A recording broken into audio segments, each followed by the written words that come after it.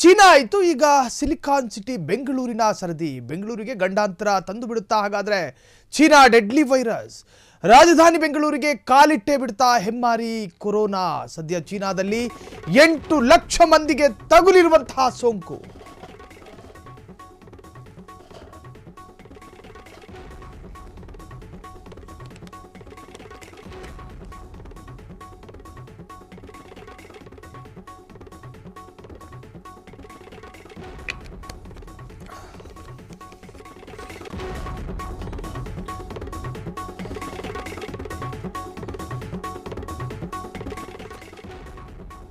Dragon ರಾಷ್ಟ್ರ ಚೀನಾದಲ್ಲಿ 180 ಕೋಟಿ ಜನಸಂಖ್ಯೆ ಇರುವಂತಹ ದೇಶ ಅದು. 8 ಲಕ್ಷ ಮಂದಿಗೆ ಈಗಾಗಲೇ ಸೋಂಕು ತಗುಲಿದೆ. 150 ಕೋಟಿ ಜನಸಂಖ್ಯೆ ಇರುವಂತಹ ಭಾರತಕ್ಕೂ ಕೂಡ ಕಾಲಿಡ್ತಾ, ಅದರಲ್ಲೂ ಬೆಂಗಳೂರು, ರಾಜಧಾನಿ ಬೆಂಗಳೂರಲ್ಲೂ ಕೂಡ ಇದರ ಆತಂಕ ಕಾಡ್ತಾ ಇದೆ. ಸದ್ಯ ಚೀನಾದಲ್ಲಿ 8 ಲಕ್ಷ ಜನರಿಗೆ ಸೋಂಕು ತಗುಲಿದೆ. ಇದೀಗ ಭಾರತದಲ್ಲೂ ಕೂಡ ಈ ವೈರಾಣುವಿನ ಭಯ ಮತ್ತು ಆತಂಕ ಕಾಡ್ತಾ ಇದೆ. ಇದೀಗ ಭಾರತದಲ್ಲೂ ಕೂಡ ಪ್ರತಾಪ ತೋರಿಸಲು ಮುಂದಾಯ್ತಾ ಎನ್ನುವಂತಹದ್ದು.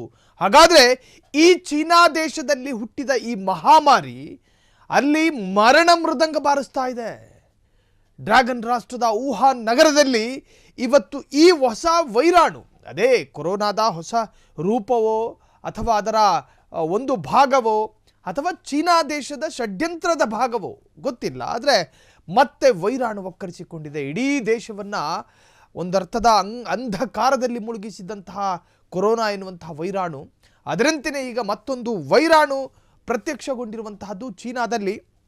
ಸರಿಸುಮಾರು ಅಲ್ಲಿನ ಆಸ್ಪತ್ರೆಗಳಲ್ಲಿ ಬೆಡ್ಗಳು ಸಿಗ್ತಾ ಇಲ್ಲ, ಶಾಲಾ ಕಾಲೇಜುಗಳನ್ನು ಬಂದ್ ಮಾಡಲಾಗಿದೆ.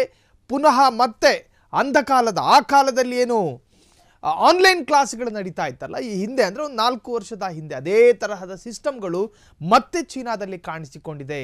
ಮುಖಕ್ಕೆ ಮಾಸ್ಕನ್ನು ಧರಿಸಲಾಗ್ತಾ ಇದೆ, ಕೈಗಳಿಗೆ ಗ್ಲೌಸ್ಗಳನ್ನು ಹಾಕಲಾಗ್ತಾ ಇದೆ, ಆಸ್ಪತ್ರೆಗಳಲ್ಲಿ ಸ್ಯಾನಿಟೈಸರ್ಗಳನ್ನು ಇಡಲಾಗ್ತಾ ಇದೆ, ಕಂಡು ಚೆಕ್ ಪೋಸ್ಟ್ಗಳಲ್ಲೂ ಕೂಡ ಸ್ಯಾನಿಟೈಸರ್ ದೊರೀತಾ ಇದೆ. ಇದು ಈ ಬಗ್ಗೆ ಚೀನಾ ಮಲೇಷ್ಯಾದಲ್ಲಿ ಸ್ಫೋಟಗೊಂಡಿರುವಂತಹ HMPV ಎನ್ನುವಂತಹ ವೈರಸ್ ಇದೀಗ ಭಾರತದಲ್ಲೇ ಮೊದಲ ಪ್ರಕರಣ ಬೆಂಗಳೂರಿನಲ್ಲಿ ಪತ್ತೆಯಾಗಿದೆ.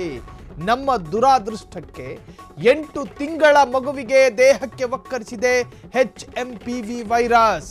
5 ವರ್ಷದ ಬಳಿಕ ಚೀನಾದಿಂದಲೇ ಮತ್ತೊಂದು ಸ್ಫೋಟಕ ವೈರಸ್ ಈಗ ಬೆಂಗಳೂರಿಗೆ ಆಗಮಿಸಿದೆ. ವೈರಸ್ ಸ್ಫೋಟದಿಂದ ಆತಂಕಕ್ಕೊಳಗಾದ ಆರೋಗ್ಯ ಇಲಾಖೆ ಕೋವಿಡ್ ವೈರಸ್ ರೀತಿಯಲ್ಲೇ ಕಾಟ ಕೊಡುತ್ತಾ HMPV ಎನ್ನುವಂತಹದ್ದು ಈಗ ಹೊಸ ವೈರಸ್ ಪತ್ತೆ ಬೆನ್ನಲ್ಲೇ ಆರೋಗ್ಯ ಇಲಾಖೆ ಫುಲ್ ಅಲರ್ಟ್ ಆಗಿದೆ.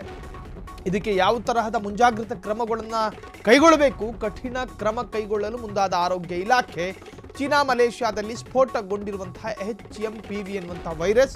ಹಾಗಾಗಿ ಬೆಂಗಳೂರಿನಲ್ಲಿ 8 ತಿಂಗಳ ಹಸುಳೆಯ ಮೇಲೆ ಕಾಣಿಸಿಕೊಂಡಿರುವಂತಹದ್ದಿದು. ಹಾಗಾದರೆ ಈ ಹಿಂದೆ ಕೋವಿಡ್ ಎನ್ನುವಂತಹ ಮಹಾಮಾರಿ ಒಂದು ಸ್ವಲ್ಪ ಯುವಕರಲ್ಲಿ ಕಾಣಿಸ್ಕೊಳ್ತಾ ಇತ್ತು, ಹೆಚ್ಚಾಗಿ ಯುವತಿಯರಲ್ಲಿ ಕಾಣಿಸ್ಕೊಳ್ತಾ ಇತ್ತು. ಈಗ ಈ ಒಂದು HMPV ಎನ್ನುವಂತಹ ವೈರಸ್ ಇದೆಯಲ್ಲ, 8 ತಿಂಗಳ ಪುಟ್ಟ ಕಂದಮ್ಮನ ದೇಹದಲ್ಲಿ ಕಾಣಿಸಿಕೊಂಡಿದೆ. ಇದು ಒಂಥರ ಆತಂಕವೇ ಸರಿ. ಈಗಾಗಲೇ ಚೀನಾದಲ್ಲಿ ಮರಣ ಮೃದಂಗವನ್ನು ಬಾರಿಸ್ತಾ ಇರುವಂತಹ ಈ ಒಂದು ಹೊಸ ವೈರಸ್ 8 ಲಕ್ಷಕ್ಕೂ ಅಧಿಕ ಜನರನ್ನ ಈ ಸೋಂಕು ಸ್ಪರ್ಶ ಮಾಡಿ ನರಳಾಡ್ಕೊಂಡು ಸಾಯ್ತಿದ್ದಾರೆ. ಚೀನಾದಲ್ಲಿ ಜನ ನರಳಾಡ್ಕೊಂಡು ಈಗಾಗಲೇ 7ಕ್ಕೂ ಹೆಚ್ಚು ಜನ ಸಾವನ್ನಪ್ಪಿರ್ತಕ್ಕಂತಹದ್ದು ಕೂಡ ವರದಿಯಾಗಿತ್ತು. ಅದಾದ ನಂತರ ಆಸ್ಪತ್ರೆಗಳಲ್ಲಿ ಬೆಡ್ಗಳು ಸಿಗ್ತಾ ಇಲ್ಲ, ರೋಗಿಗಳೆಲ್ಲರೂ ಕೂಡ ಬೆಡ್ಡಿಗಾಗಿ ನರಳಾಡ್ತಾ ಇದ್ದಾರೆ. ಆಸ್ಪತ್ರೆಯ ಸಿಬ್ಬಂದಿಗಳ ಕಾಲಿಗೆ ಬಿದ್ದು ಅಂಗಲಾಚಿ ಬೇಡಿಕೊಳ್ಳುವಂತಹ ವಿಡಿಯೋ ಒಂದು ವೈರಲ್ ಆಗಿತ್ತು ಚೀನಾ ದೇಶದಿಂದ.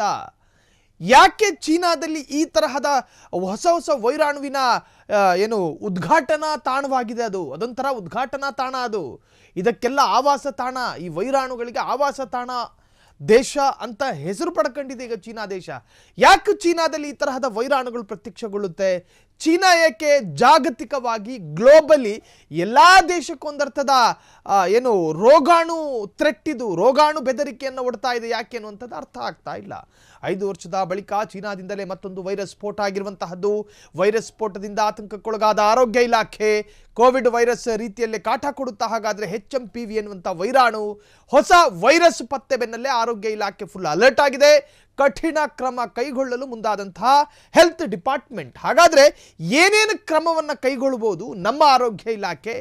ಬಳ್ಳಾರಿಯಲ್ಲಿ ಬಾಣಂತಿಯರ ಸಾವಿನ ಪ್ರಕರಣ ಆದಾಗ ಕೈಗೊಳ್ಳದೇ ಇದ್ದಂತಹ, ಅದು ಕೂಡ ಗಂಭೀರವಾದಂತಹ ಒಂದು ಪ್ರಕರಣ, ಆ ಸಂದರ್ಭದಲ್ಲೇ ಕೈಗೊಳ್ಳದ ಕ್ರಮಗಳು ಈಗ 8 ತಿಂಗಳ ಹಸುಳೆಯ ಮೇಲೆ ಈ HMPV ಎನ್ನುವಂತಹ ದರಿದ್ರ ವೈರಾಣು ಕಾಣಿಸಿಕೊಂಡಿರುವಂತಹದ್ದು. ಈಗ ನಮ್ಮ ಹೆಲ್ತ್ ಡಿಪಾರ್ಟ್ಮೆಂಟ್ ಯಾವ ತರಹದ ಪ್ರಿಕಾಷನ್, ಮುಂಜಾಗ್ರತಾ ಕ್ರಮವನ್ನು ಕೈಗೊಳ್ಳುತ್ತೆ ಅನ್ನುವಂತಹದ್ದೇ ಈಗ ಮುಂದಿರ್ತಕ್ಕಂಥ ಅತಿ ದೊಡ್ಡ ಸವಾಲು. ನಿರ್ಲಕ್ಷ್ಯಕ್ಕೊಳಗಾದರೆ, ನಿರ್ಲಕ್ಷ್ಯ ಮಾಡಿದ್ರೆ, ಇದರಲ್ಲೇನಾದರೂ ಬೇಜವಾಬ್ದಾರಿತನವನ್ನು ತೋರಿಸಿದ್ರೆ ಮರಣ ಅನ್ನೋದು ಸಾಮಾನ್ಯ ಆಗಿಬಿಡುತ್ತೆ. ಸಾವು ಸಾಮಾನ್ಯ ಆದಂತಹ ಕಾಲಘಟ್ಟ ಒಂದಿತ್ತು ಕೋವಿಡ್ನ ಸಂದರ್ಭ. 2001, 2002,